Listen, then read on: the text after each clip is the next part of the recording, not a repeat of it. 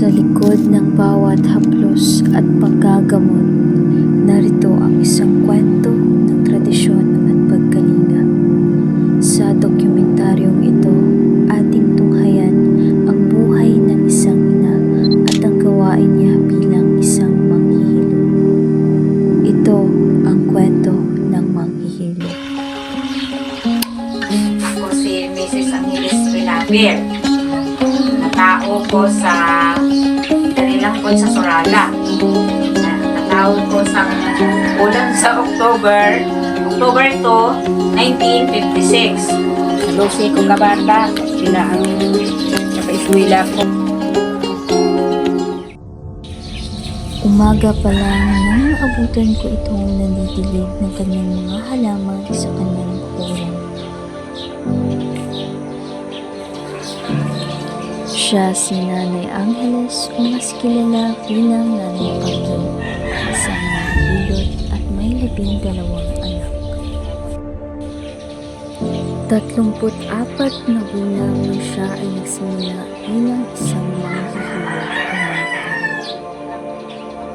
At ang tanging kasama nila lamang ngayon ay ang kanyang 2 anak at ang kanyang apo. Nagsugod ko panghilot ng edad pa ko sa 34.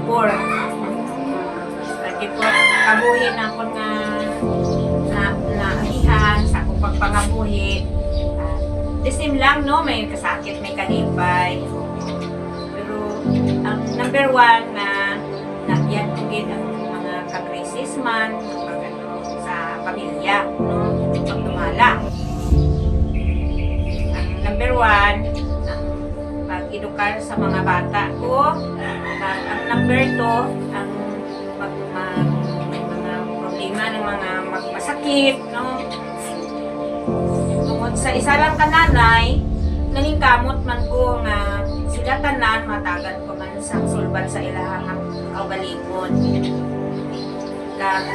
Nalampawasan ko naman ang pagpa-eskwela sa ila, may nakatapos gid, no? Sa paningkamot ko man nakatapos gid ang bata ko man sa sining tuig.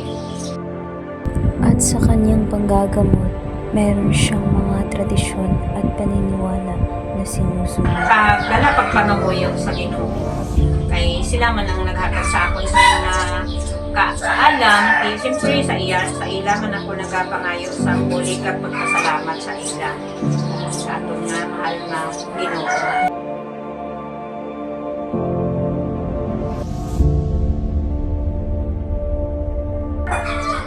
Paano mo ginatunga ang iyong oras sa pagbulig sa iba at pagpadako sa iyong mga kabataan? Kung sa aton pa bala, nung ginaparty ko lang ang parang oras ko.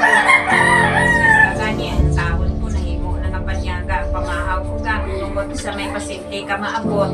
Sana siya. Paano ang pagkamangindi sa kamanagulong naka-apekto sa inyong pamilya kag sa inyong kabukitan? Kabuligid eh. Kabuligid sa ginagmay na halag ko sa mga tao, ginatipon ko manina para nga naihalag man ko sa mga santos ko, kandila, no? Ang papibusyon ko sa rosaryo ko.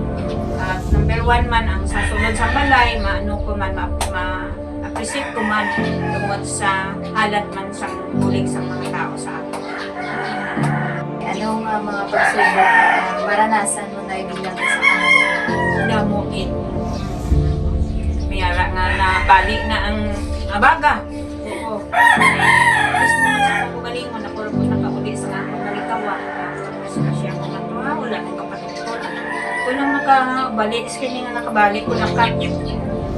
Parang ko sa akin, hatag na ni Lord sa akong talent. Hilot. Nagsasubong nga henerasyon po na may gusto ka po ba ihambal para sa mga kabataan? Ang gusto ko lang i-share sa mga bata sa may palinton, pag-respeto gid sa kaugalingon nga gilikanan, pag-respeto sa pamilya, no? Kag ang pagtinabangay, paghinigugmaay, paghidait sa mga pamilya, amo ginang number 1 kag magbinuligay. So, madamo kayo salamat, Nay. God bless you po, Nay. Sa buhay ni Nanay Angeles, makikita natin ang tunay na diwa ng pagiging Pilipino.